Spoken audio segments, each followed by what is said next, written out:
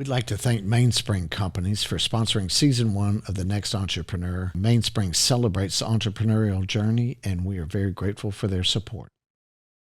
So my mother and aunt, they're just sucking up the ambiance. And I told them both, I said, hey, look, I've got something to tell you.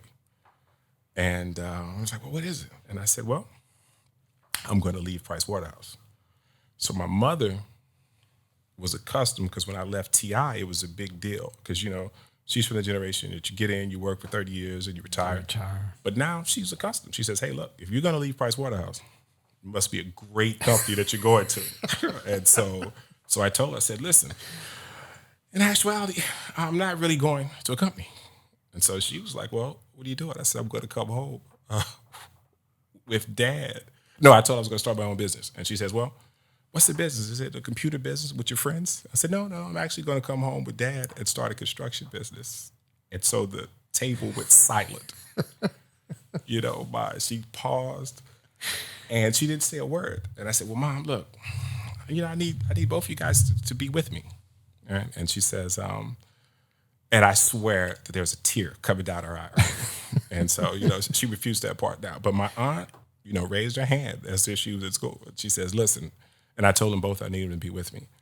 So my aunt said, look, baby, I'm with you. I've been there, since day one, and I believe in you. I've just got one question for you. I said, well, what is it? Does this have any effect on my trip to Europe? and when I told her it didn't, we were good.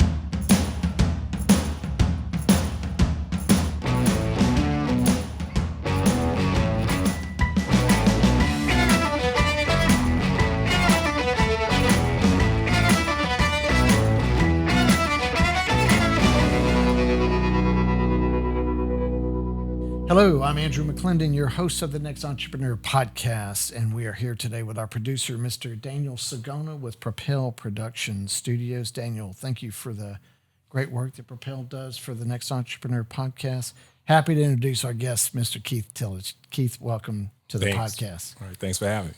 Yes, Keith is president and CEO of Tillage Construction, and a man who has achieved a lot of awards and accolades over the years, but most recently, you were nominated to the board of Business First Bank Shares and B1 Bank, a board that I also serve on. And I welcome you to the board and congratulations on that. I'm looking forward to you helping us grow the bank even further. So congrats on that. Thanks a lot. I'm really excited to be a part of the board. Yeah, if you look back, that board, that bank started 14 years ago. It's a de novo startup bank, and here we are 14 years later, around a 3.8 billion asset bank with a bright future ahead. So it's going to be fun to see what we can do in continuing to grow that bank. Yeah, absolutely. I'm excited about it. Yeah. Mm-hmm. So, Keith, you got a great story. You've accomplished so much in the years, but I was curious. You've proven to be a tremendous entrepreneur. But I ask this of a lot of our guests: like, did you see signs of that as a kid? Growing up, as like, were there signs of entrepreneurism at a younger age? Absolutely. But my mother and I still joke about the first time I've ever really gotten in trouble in school. And I went to a magnet school. And when I caught the bus, there was a store that was right next to the bus station. So I would go in and buy a pack of gum a day. And the gum at the time was 26 cents, for a pack of 5. And when I got off the bus, there were kids that were asking me for gum, and they were willing to pay. So then they started paying 25 cents per piece. So for every pack of gum that I bought for 26 cents, I made $1.25. It was unbelievable. I loved the school. I loved what I was doing until one day, Miss Watson, and I remember it like it was yesterday. As I was selling gum out of my locker, when I turned around, she was standing there, confiscated my guns, took me to the office, and I really didn't get in trouble. And in retrospect, looking back, I think my dad was kind of proud that I was out being an entrepreneur, because, that was one of the groundworks that he had kind of set. He had a host of businesses there in Scotlandville where we grew up, from stores to cabinets to countless other ventures while he worked. So, but that was the first spark. So those were his side gigs. I mean, he's doing a full-time job, then coming home and building cabinets and. Yeah, I mean, absolutely. My father, we moved to Baton Rouge when I was 2 so he could coach at Southern University. And if you know anything about Southern University, that probably didn't last very long. And then he headed up the city's juvenile detention system here, and was just extremely talented, guy. I mean, artist. He picked up cabinets on his own, and then it's how I kind of got back into the business, because I really started out helping him in the cabinet shop. And after I graduated from college, he retired. I'm an only child. He's like, hey, look, I'm done. I'll go in this full time. Probably scared my mother to death, but on the same token, did well with that. And then I kind of convinced him to start building houses, and that kind of segued into where we are now. Oh, wow. So you attended Southern University in Baton Rouge and graduated with a degree in computer science, right? Mm-hmm. So as an only child, you then take off for corporate America, right? Absolutely, right. So you head straight to Dallas? Is that what I understand? Yeah, I went to Dallas with Texas Instruments. And, you got to think I'm a Scotlandville kid who went to Southern Lab for high school and went to Southern. So it was good for me to get away, and I was super excited about it. Went to Dallas, worked with Texas Instruments for 2 years, then worked with Price Waterhouse for my remaining time, there in Dallas. So, I mean, you talk about a difference in culture from Baton Rouge to Dallas. I mean, Dallas, even then, was thriving. You look at it now, it's just unbelievable. It is. I mean, it's just one of the most dynamic markets in the country, and Dallas is just huge. It takes you 70 miles to drive across the city, it seems like. But so you were in Dallas in corporate America gigs for, what, about 8 years? Yeah, 8, give or take. So when I started working with Price Waterhouse, I actually constantly traveled. So even though I was headquartered in Dallas, I've lived in, New York, Los Angeles, Seattle, Miami, Tulsa. There's a lot of different places that I got a chance to kind of travel around and see. So and although I was there, based in Dallas, I was basically living everywhere else. Oh, wow. And so you're doing business consulting. I read systems analytics as well. We were, so I'm from the old code school of COBOL, right? And, the funny thing is that when I went to Texas Instruments, I was a programmer, got a call from a person that said, hey, describe your favorite, aspect of a job that you want. And I said, hey, travel and no coding. And she had consulting, right? And so, we jumped to management consulting, and it was in the oil and gas industry, SAP, these sorts of things. And the ironic thing about it is, towards the end of my career at Price Waterhouse, COBOL was the hottest thing out because the young kids didn't know it. And so my last project was a COBOL project, in Seattle. So, it was interesting.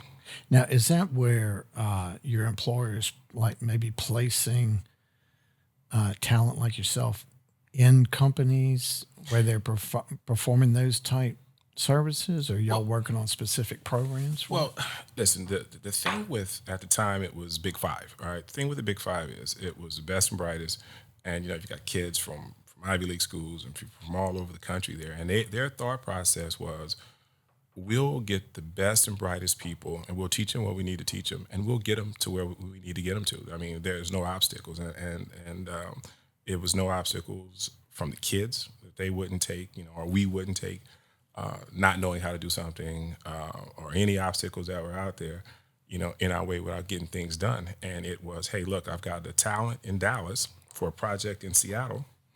We'll fly them in Seattle every week and out. So that was, kind of the concept. All right.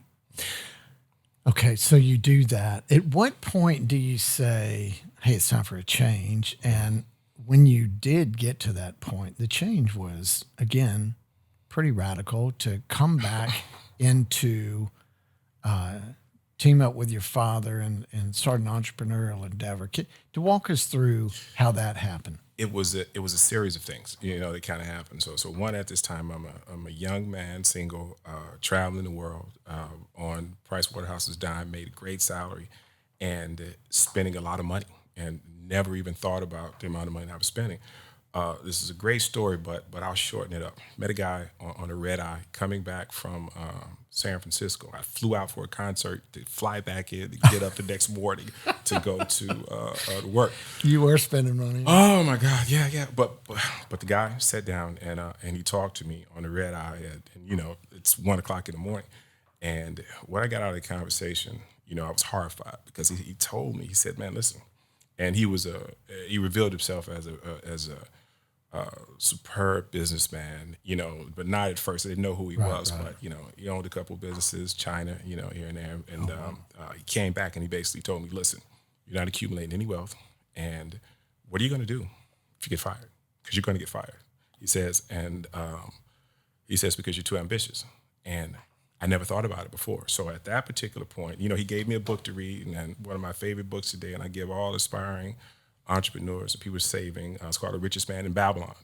And so I went through this book and enlisted those principles and took like a year and a half of just saving money, becoming debt-free and doing these things. So that was the first step. And, at the time, and I'll tie this into the story, at the time, instead of staying in the places that the company would put us in, I went down to Houston and I stayed with my godmother, which is my aunt. And so you were booking your per diem? I was booking my per diem, booking my money, and all my godmother wanted was one day a week out to go eat out, and she wanted a trip to Europe because she had never been, and I had so many miles. I was like, yeah, I had no problem. So if we fast forward, at this point, I wanted to be the master of my own fate, right? And I wanted to start a business. So because I was versed in business consulting, it didn't care what the business was because I'm not a contractor. I'm a business guy. So good product, and I'll take care, of the rest, the marketing aspect of it, the growth. And my father at the time was here doing, residential stuff. And I read a magazine on the way to Seattle flying. And it was about a lady that was in Nashville that had kind of pulled herself up out of bootstraps. She had minority-owned business because she was a woman, and she made what I thought that year was an ungodly amount of money, $2 million. So I jumped off the plane and I told my dad, if you go commercial, I'll come home. And he says to me, look, come home, all right, now I'll go commercial, but you got to tell your mom. Now, and so listen, real briefly, but so my mother at this point was getting really accustomed to if I didn't fly home from where I was traveling, I could fly people up. So she's traveling all over the country, and my godmother, the one I stayed with in Houston, would come with her as well. And so I flew them to Seattle, and my big reveal was going to happen then. So I took them to one of my favorite restaurants there. So we're sitting down, and at this restaurant, the guy brings out the salad, and he makes it there. He takes the head of lettuce and does all this. So my mother and aunt, they're just sucking up the ambiance. And I told them both, I said, hey, look, I've got something to tell you. And I was like, well, what is it? And I said, well, I'm going to leave Pricewaterhouse. So my mother was accustomed, because when I left TI, it was a big deal. Because, she's from the generation that you get in, you work for 30 years, and you retire. But now she's accustomed. She says, hey, look, if you're going to leave Pricewaterhouse, it must be a great company that you're going to. And so I told her, I said, listen, in actuality, I'm not really going to a company. And so she was like, well, what are you doing? I said, I'm going to come home with Dad. No, I told her I was going to start my own business. And she says, well, what's the business? Is it a computer business with your friends? I said, no, I'm actually going to come home with Dad and start a construction business. And so the table went silent. She paused. And she didn't say a word. And I said, well, Mom, look, I need both of you guys to be with me. Right? And she says, and I swear that there's a tear coming down her eye. And so, she refused that part now. But my aunt, raised her hand as if she was at school. She says, listen, and I told them both I needed them to be with me. So my aunt said, look, baby, I'm with you. I've been there, since day one, and I believe in you. I've just got one question for you. I said, well, what is it? does this have any effect on my trip to Europe? and when I told her it didn't, we were good. So, and with that, man, I packed up, came home, and my theory at the time was always, I'm a Big Six consultant. I've got the skill set. If it doesn't work, I can always go back and get a job. And then, if you know anything about SAP, the bottom fell out. People were laid off. There was no way that you can work in the industry. So now I was like a person in a circus walking a tightrope, but now there's no net at the bottom. So, you just hold off for dear life and keep moving forward. So that's how we kind of got here. So you got home. That's a great story, man. Thank you for sharing that. So you get home and you start grinding it out with your dad, and it's a tough business, right? Extremely I mean, tough. it's very competitive and cash intensive. Yeah. So, how would you describe the first few years and from the growth of your business, but also processing the difference in culture from where you had come? So the funny thing, I was telling this story today. I went from, the best and brightest with these kids that from all over the country getting things done. If we had a meeting at 12, we were all there at 11:45 to construction guys, right? So I had to get adjusted to it. But again, it went back to the same thing. I knew we had a good product, right? Now I wanted to take a look at where I could be different, So what I told my dad was, I said, listen, man, there's a host of guys out here building houses, we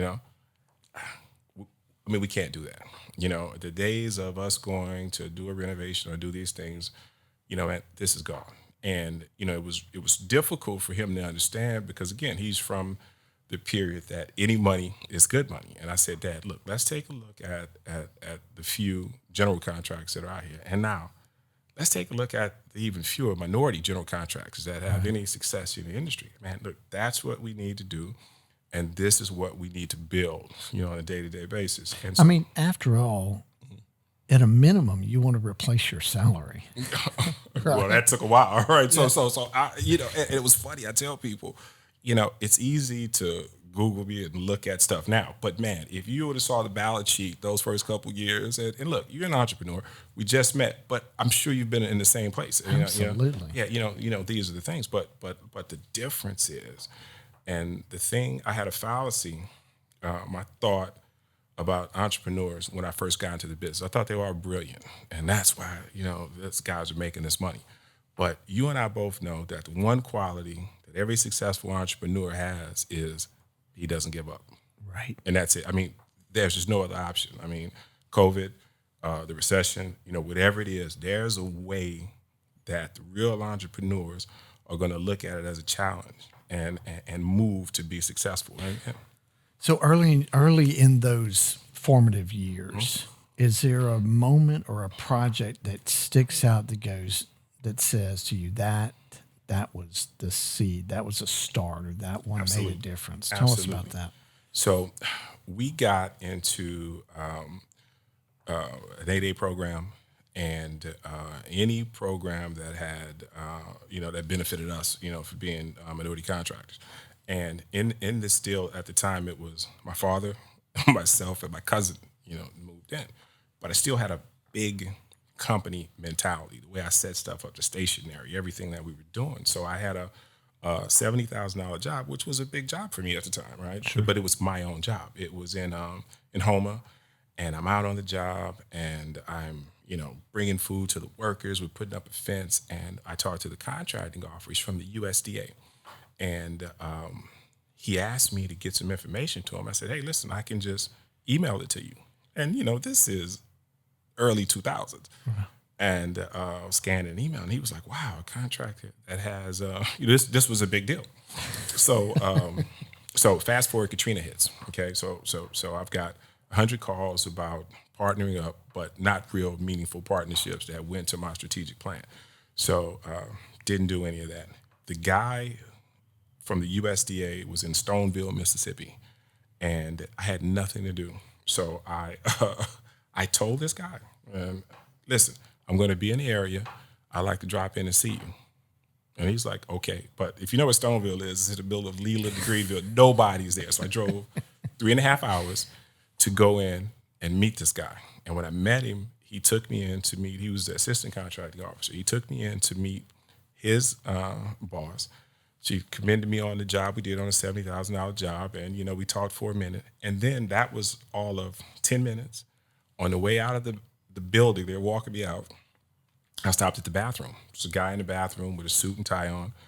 And I said, man, I don't know where you're going, but you look good. And he's like, oh, I'm doing, Good Morning, Mississippi. And I told him I didn't know what it was. He said, oh, where you from? So kind of spoke with him. And I told him that I was from Louisiana. The reason I was there, man, I said, I'm trying to get some work, And he was like, well, somehow I think that's going to work out for you. So when I walked out, the guy who was showing me out, because it was a secure facility, was like, hi, Mr. Tucker. So this guy was the head of that region, okay? And then he kind of winked at me and he kind of walked on. So I'm driving back.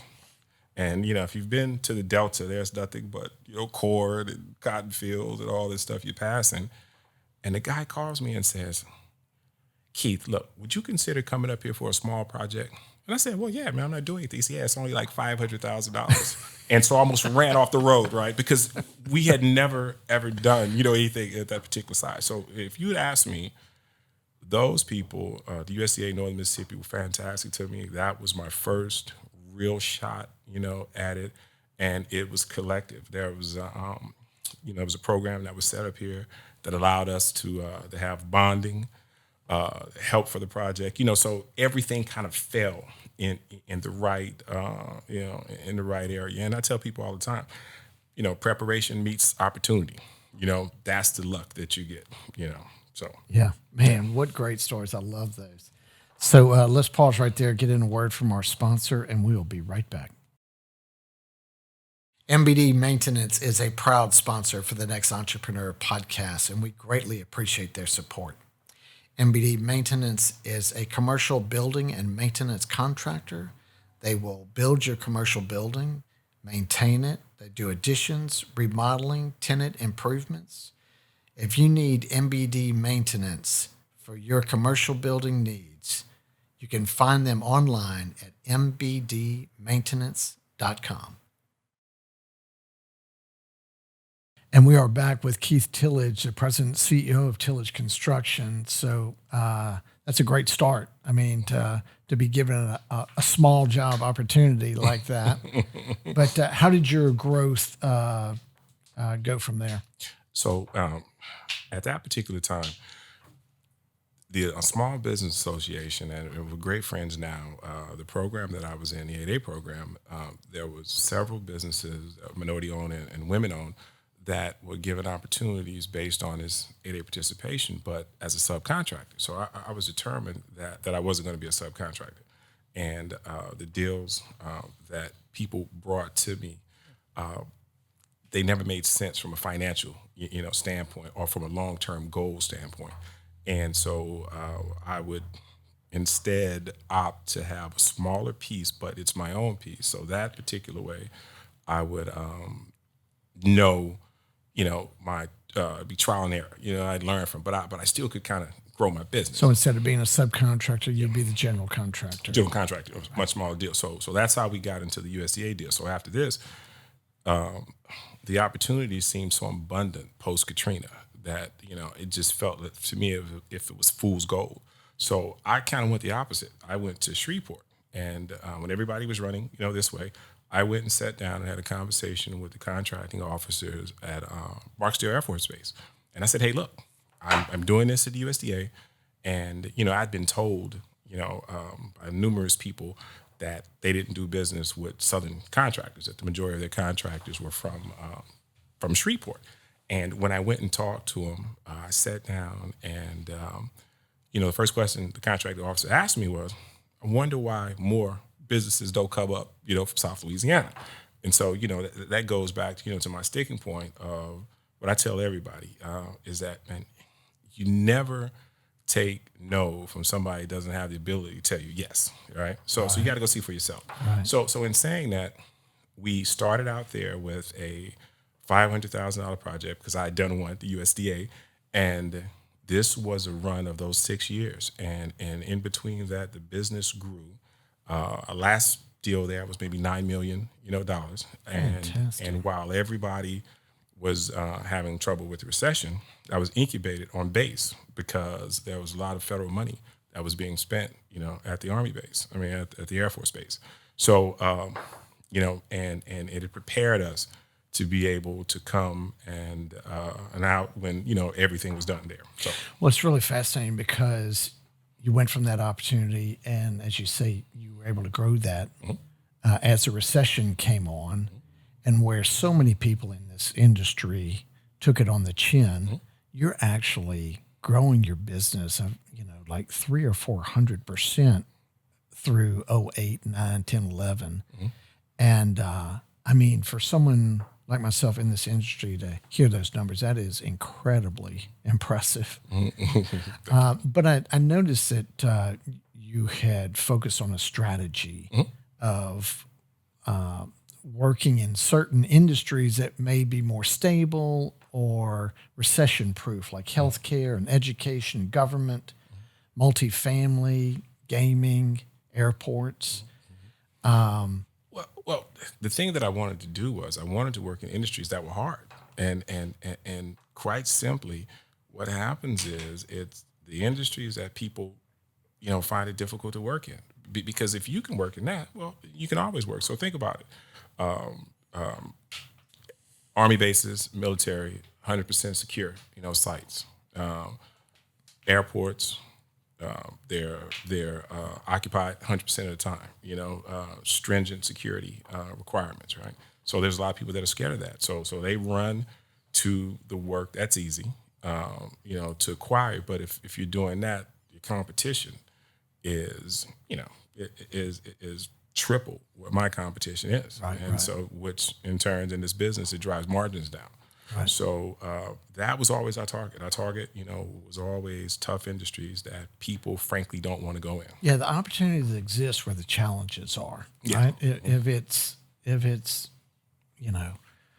easy or limited challenges, then it attracts more and more people. Absolutely. Less, more competition, less reward there.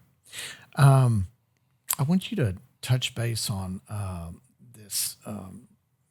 Seminar that you had attended with the Tux group. I read in 2009 you attended one. It was called Tux Building a High Performing Minority Business, and then you followed up a few years later and went to another Tux program. And I was just, it seemed like that was pretty impactful to you and your business. Oh, listen, it was extremely impactful. And the interesting thing is the impact wasn't even really from the core materials that I've learned there, right? The impact was they put 50 of the highest performing businesses, minority businesses in the country in one room, right? So your opportunity was to network. So I met some incredible people that were lifelong, friends who were as impactful on my business as anything. And from the conversations that we had of the next steps, because one of the things that you find for businesses, and specifically minority businesses, is the mentorships. That if you take a look at small businesses, they have a multitude of startups. You can go out to SCORE, you can go out to SBA, and how do you get started, and what do you do? So after you get to a certain threshold, there's really nothing out there that says, okay, you've done $5 million a year in construction. How do I get you to 20? Or then how do I get you to 300? Because the $300 million construction company, well, he can't relate to a $7 billion, deal. Right. And yeah, so what it did was I found that I had to take mentors that were not necessarily in my industry. Right. And so that was that was it. And by the time I went back, the second time, well, I had it whooped it. I wasn't, while people were stressing over what we were doing, I was like, hey man, I've got some wine and cigars outside and got to know everybody. And these guys, we still communicate, to this day. That's and fantastic. Yeah, it is. It was really good. And I think I was a wild card because, I was younger than a lot of other guys, and it was funny. They went around and they asked everybody, why are you in business? And, some people came back with these profound statements, like somebody who was a book publisher, they wanted to get them into inner city kids, and, it was great. And, well, they asked me, I said, well, frankly, it's really, all about making this money. And everybody kind of chuckled and laughed. And Lynn, who is, the foremost authority on minority business in the nation, professor at an Ivy League school, he comes back and he says, listen, what you guys said was interesting, but what my friend from Louisiana said, I probably wouldn't have put it in those terms. But he's right. He says, listen, if it's not all about money, you're in the wrong business. And you shouldn't be in business. And now the fruits of that, you can start your foundations and you can help all the people that you can help. Sure. But first, you've got to save yourself. Oh, yeah. Yeah. So, it was great. And I recommend it, for anybody who gets the opportunity to go. Well, I could tell from reading about it that it was profoundly impactful to your business. Look, around that time, 2012, you got a tremendous honor and an appointment as one of 12 small business CEOs invited to the White House by President Obama to give input and hear his plan relating to the fiscal cliff that the country was facing at that time. And, just seeing an image of you shaking the president's hand is like, made it so real, man. I was like, God, look at Keith. God, that's awesome. So tell us a bit about that experience. Yeah, it was an incredible honor. But one of the things that I constantly tell everybody is, listen, never pass up an opportunity to develop a relationship because you never know what happens. I mean, there's a multitude of people that I sat next to, years ago that I was getting started, or even when I was successful that didn't know what I was doing, that didn't take that opportunity to, whereas now it would be difficult to establish it, when you need something. So I was asked to go attend an SBA function. And as you probably could tell, I'm a little opinionated, and we're coming back. And at the time, the deputy director of the SBA, her name was Marie Johns. And, there's a fundamental thought difference that I have with one aspect of what happens with the SBA. So I voiced it. And, we kind of went back and forth, about it. And so afterwards, she pulled me aside and we started talking, right? Most lovely woman that you can imagine. And through that, we developed that sort of relationship. So the next thing that happens is when they come out and say, hey, I want the top 12 businesses, Marie's going to say, I don't care who else comes, but Keith is one of the people that comes.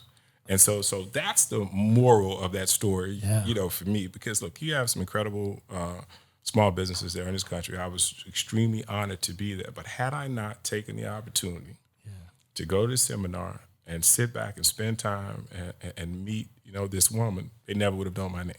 Yeah. So now, and past that, the opportunity to meet the president, was incredible. Yeah. I can only imagine. Around 2014, it seems like your business took a turn in developing yet another opportunity when you teamed up with CSRS and got involved in the program management for, it was East Baton Rouge Parish Schools. Absolutely, right. It seemed like it was about a $200 million program at that time, and good fees for those involved in the management. Tell us what that experience was. Well, number one, tell us what program management is, and then how that experience impacted your business moving forward. Oh, listen, absolutely. Well, so program management is the overall management of an established program, meaning that in this case, the school board has a plan to build a certain amount of new buildings, a certain amount of renovations for the next 10 years. So in order for this to happen, they need somebody to actually help them establish this plan and also monitor and be the representative for the school system.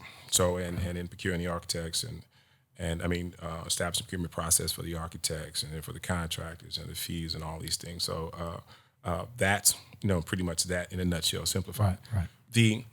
The opportunity came about again from everything that I told you. I had an opportunity to establish a relationship with one of my mentors, Curtis Soderberg, who was a partner, that was there. Great guy. And great, fantastic guy. It taught me so much, about business. And, and in the midst of our friendship, Curtis offered me an opportunity to be a subcontractor on that program. And this is the funny story. And remember what I told you earlier. Right. I'm not a subcontractor, not going to do it. So I turned Curtis down. And Curtis, he said, man, you're really going to miss this opportunity. You're going to feel bad about this. And I didn't, because we went on with our friendship. But I was determined not to be in a deal that I didn't have some sort of governance, as a particular deal. So 3 years later, again, opportunity met preparation. He came to me and said, well, hey, look, how'd you like to buy into the deal? So now we've got a different dynamic and a different story. Right. So that was fantastic. And listen, it was an opportunity. CSRS, brought me in to look at me as a legitimate businessman and partner. And partner. And that's a different dynamic. And that's different, from what you see throughout our industry, right now. So yeah, listen, and what it did was my strategic plan was always based in the construction, right? And that let me stay on the same value chain and be able to develop that skill set and open up that segment and piece of business, not to always do business with CSRS, Right. So no, it was a fantastic opportunity. So about a year later, you were able to launch your own project or program management division, Right. right? And with that experience and understanding and know-how, that was a busy year because that same year you did a joint venture with McCarthy, big construction company at a big project at DFW Terminal EO Parking Garage project. I read it was a $92 million project. Right. And it was kind of that mentor protege. Right. It was a different program. dynamic. Yeah. And man, that just sounds like such a phenomenal opportunity. Yeah. Listen, it really was because it gave us an opportunity to go back and to look at a different aspect of construction. We built a smart terminal, which is going to be coming, all over, throughout the country, and got to see how a company of that size actually runs, their business and be able to have input, in it. So it was a great experience, and great opportunity. We also worked at Love with Hensel Phelps, and again, it was back on the same dynamic that Hensel wanted us to be a sub. Told them that, hey, look, we don't sub, but you give me one aspect, and I'll give you a single point of contact plus new subcontractors and new people for the airport. And it was a deal that worked out, well for us, and I think for Hensel. So, there are some challenges of working with a company of that size that is difficult to pick up the phone and call the owner or CEO. But, outside of that, again, tremendous experience. Yeah, so you really have held firm to your plan of not being a sub and being at least a point where there's some governance, as you mentioned, and leadership and a partnership. And that seems to have served you very well. Well, listen, it does. One of the challenges that I face in business now is that for people that aren't doing that. So you've got guys that are out here that are working every day to build their business and they have a strategic plan of their business and they're moving, forward. And then, you have some people, unfortunately, that are willing to kind of get on anybody's team and do what anybody asks them, to do and not be a real player or decision maker. And when you do that, it kind of takes away from legitimate small businesses or legitimate small minority businesses, and those things. So this is something that we've kind of held firm on because we know where we want to be. Like, you won't hear me, next week in, ice cream business or something that's not in my strategic, plan or on my value chain, Right. and now, we're open to stuff that works, for us. Yeah, man, that's really fascinating to hear. And I'm just curious if, that corporate experience that you had opened you up to be bold enough to say, it's not that there weren't work opportunities, right? That subcontracting is a great thing in and of itself, but and you passed up certain opportunities to hold firm, and that's really powerful, Keith. And that's a great story to tell. So let us take another pause right here and get in a word from our sponsor, and we'll be right back. GearTrain is a national testing, inspection, and audit company that works in the e-commerce fulfillment industry. So these guys provide the quarterly and annual inspections, preventive maintenance inspections, and they do testing and audits of conveyor systems and automated equipment in big distribution facilities. They support the entrepreneur's journey, and we're proud to have them as a sponsor. You can find GearTrain online at geartrainperforms.com. We are back with Keith Tillage, President and CEO of Tillage Construction.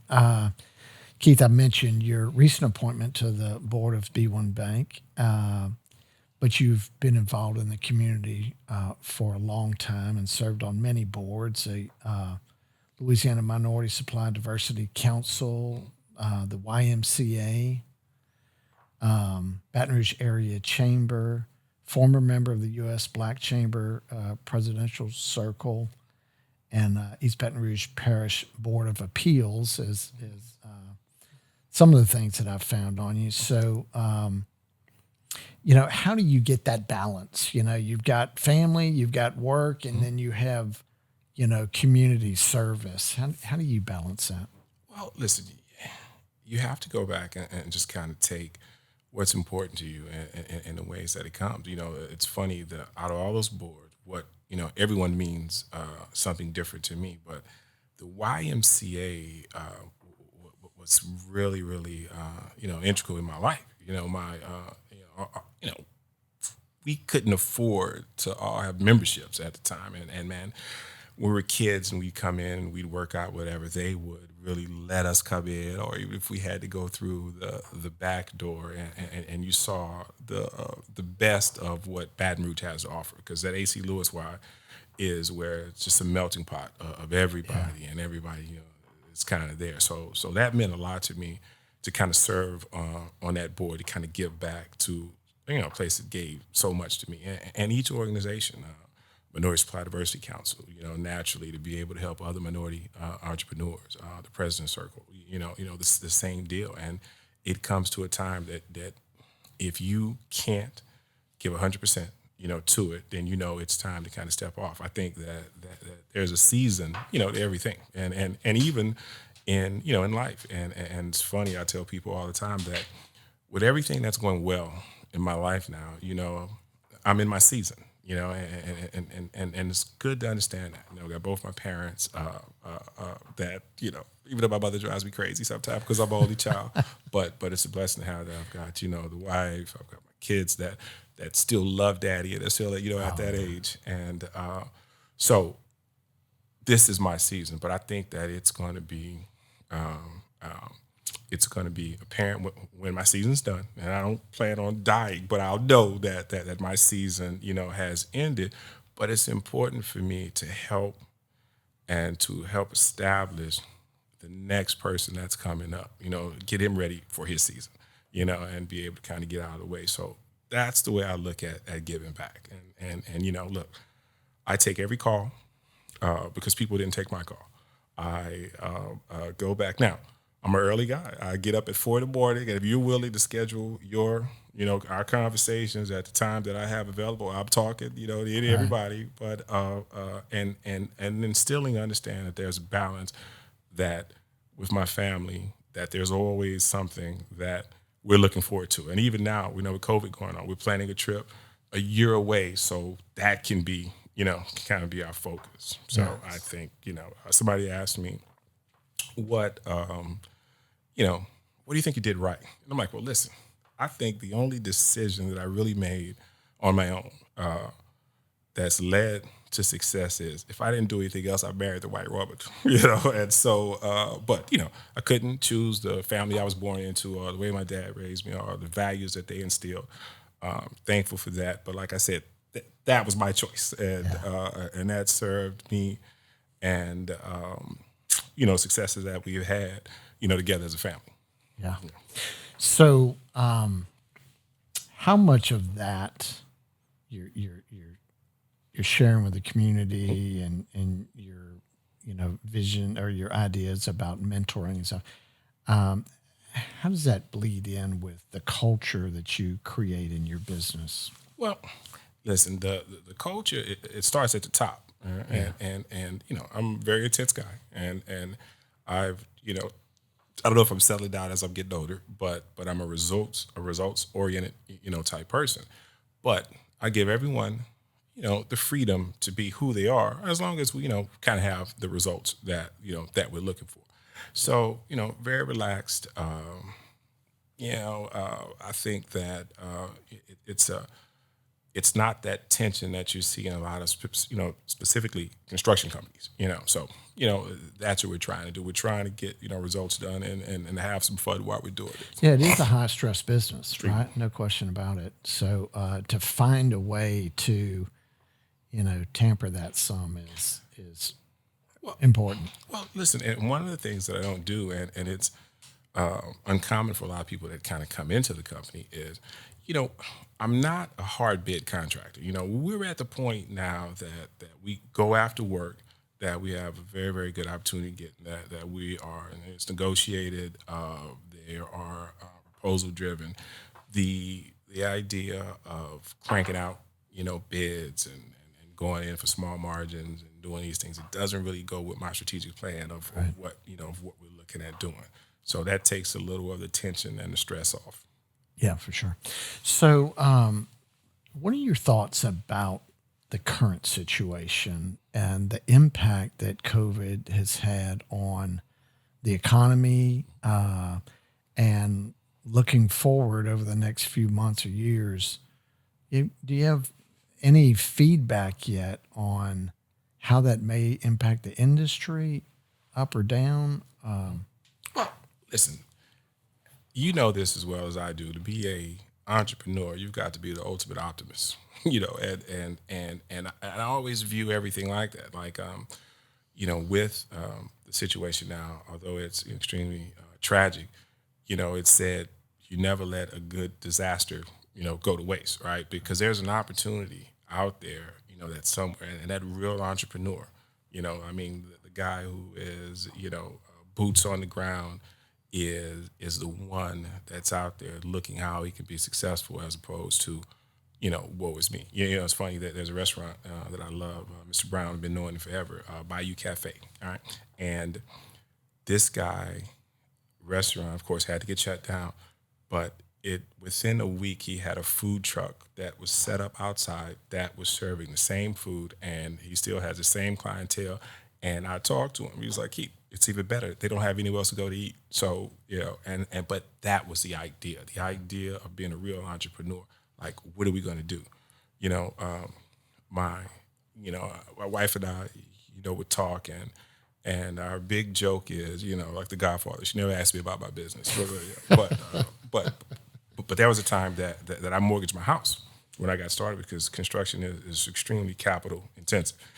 So I mortgaged my house, and she had to be there to pull the money out, and I had to give the money to the company. I couldn't loan it because it showed up on the books as a loan.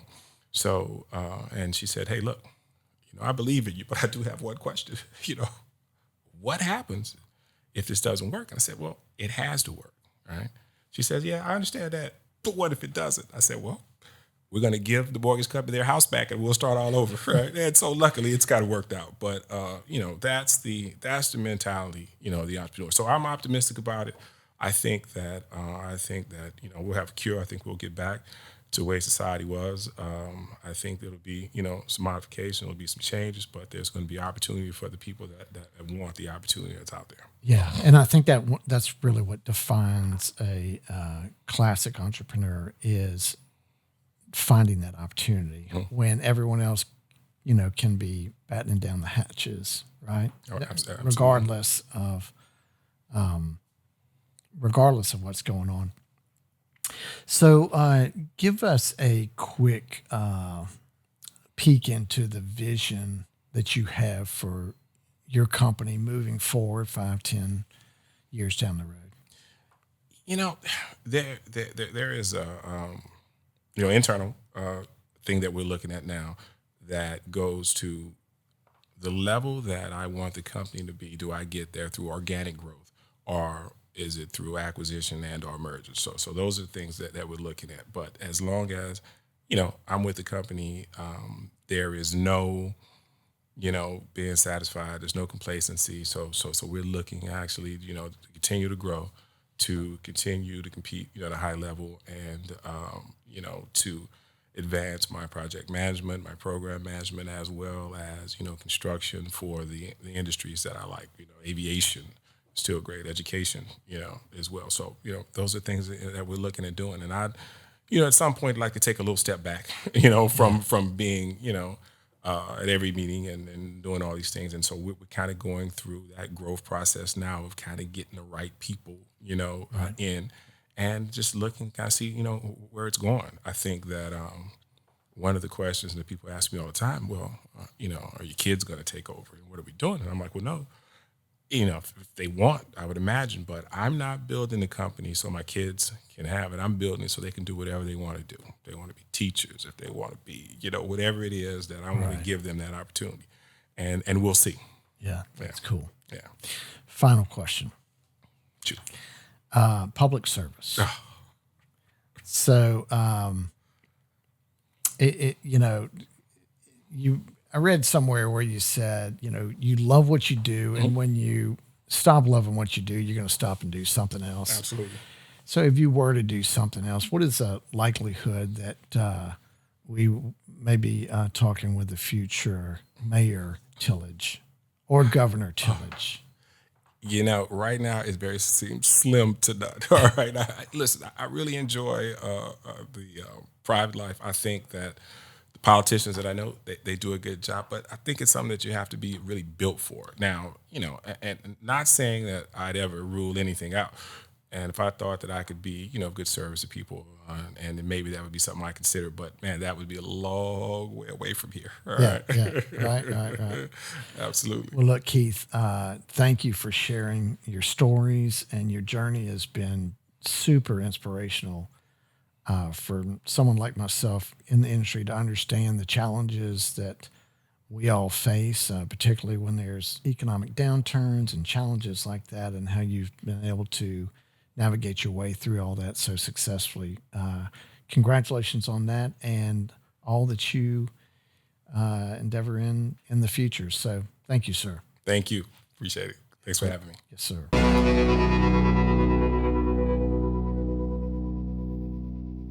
What a pleasure it was to talk to Keith Tillage.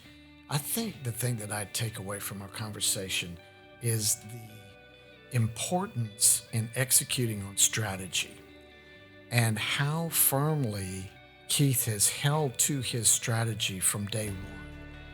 And in this industry, that's not always an easy thing to do. You're looking for work, you're looking for opportunities, and sometimes you have to modify your strategy somewhat.